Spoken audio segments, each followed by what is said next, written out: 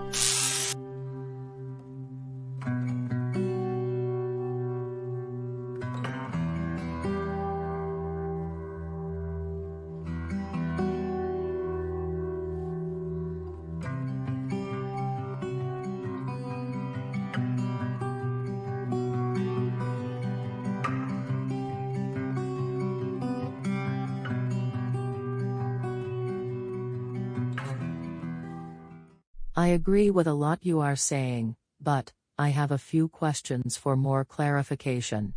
What are you? Some kind of black Republican? You're a freaking sellout. They got you brainwashed, girl. You must have forgotten you're black. What's they matter? You don't approve? You. Freaking. Phobe. Since you didn't come to drink the Kool-Aid, take your fascist behind out of here, back to Nazi Central.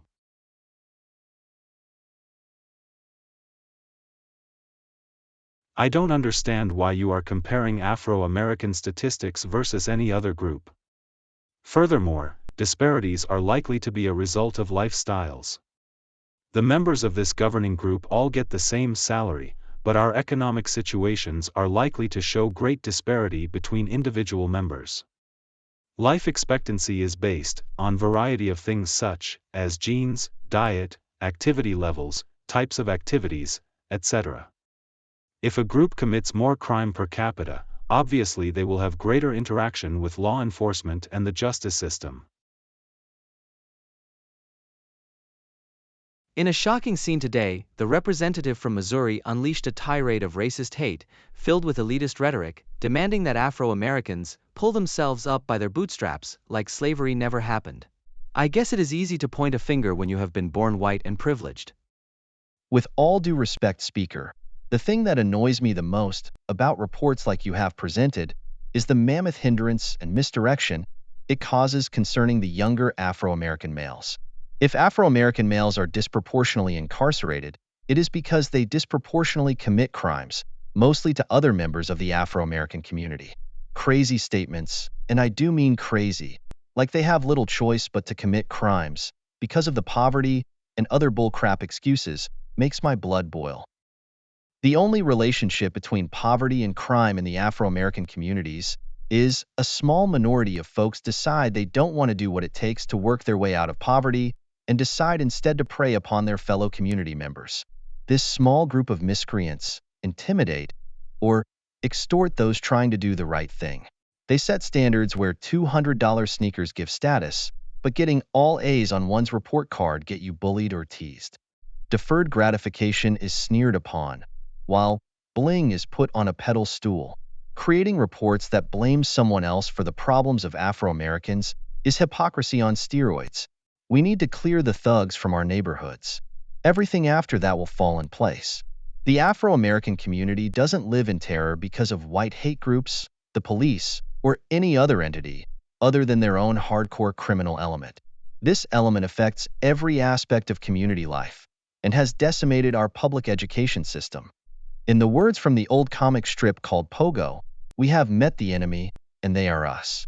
The liberal woke agenda has exacerbated the problem by empowering this hardcore group of criminals to do and get away with more crime than ever. They have defunded the police, or at the very least, created low morale. They have sanctioned retail theft. They have disarmed the citizens, such that they are now defenseless against the brutes. As far as woke agenda is concerned, it is a prescription for Afro-American genocide. In a classic Uncle Tom speech, the representative from Pennsylvania embarrassed his race and himself by the graveling, poisonous rant of self-hatred and race hatred, hoping, I guess, to please his white racist puppet masters. I, as a member of his victimized and oppressed group, will not let people like him deter us from seeking justice and our entitled rights and reparations.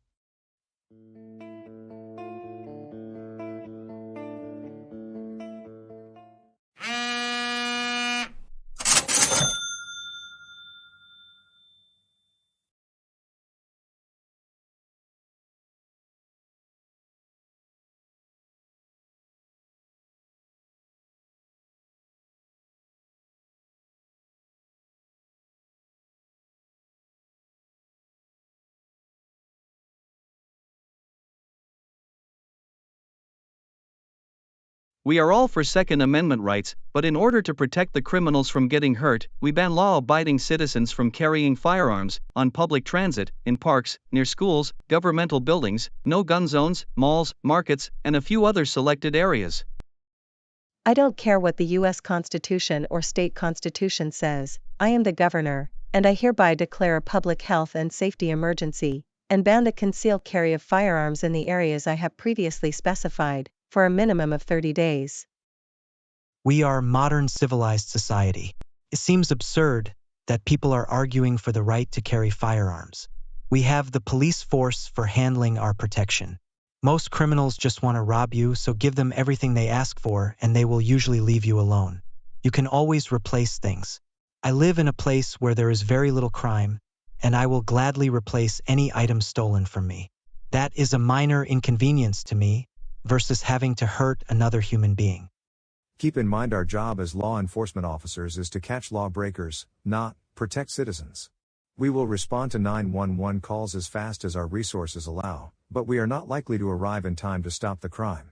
I suggest you barricade yourself and other house occupants in a designated room if your home is invaded. You might want to leave the car keys out, where they are easy to find, as the invaders are probably looking to steal your car, and may break off their intrusion if they get the keys quickly. Your role as a citizen is to comply with the demands of criminals, be it on the street or in your homes. If you have any weapons on you or in your home that can hurt a potential assailant and you use it on said assailant, you will be arrested.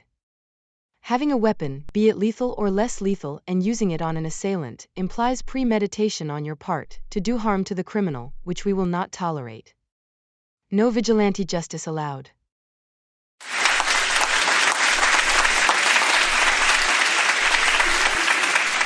I thought intelligent folks wouldn't think of having a gun in the home. I lived in an upscale neighborhood, and thought violence was something you see, in the news, coming out of the poorer neighborhoods. My fantasy bubble world, however, burst most brutally, when 3 home invaders busted into my home. I told them where my money and valuables were, and I pleaded for them to leave me and my daughter alone. They tied me up and raped my daughter while I sat tied to a chair, helpless. The police didn't arrive until after they had been gone for more than 30 minutes. I looked out of window and saw 2 assailants knock my elderly grandmother down and steal her possessions. I ran out and yelled at them and they flashed knives, laughed and ran away. I realized then that even if the police were down the street, it wouldn't have stopped the attack. I will take measures to protect myself and family, but the laws and restrictions are stacked against me. The woke people try to define what the Second Amendment means, and then build a straw dog to attack. The right to own firearms is not just about hunting, target shooting, or even self-defense. The right to bear arms is most importantly the right to fight against a tyrannical government, like the woke people want to bring into existence. The government is supposed to represent the will of the people, not the other way around. Many modern women today don't think they need a man to provide for them, financially. I think we need to expand that to include, we don't need them to protect us. To truly be empowered, we need to protect ourselves. A firearm is a great equalizer when it comes to confrontations with men. Banning of guns would not be to our interest.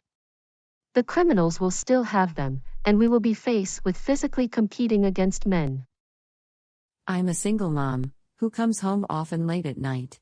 I live in a sketchy neighborhood where break-ins happen more frequently than one would hope. If I don't have the right to bear arms, I don't know who does.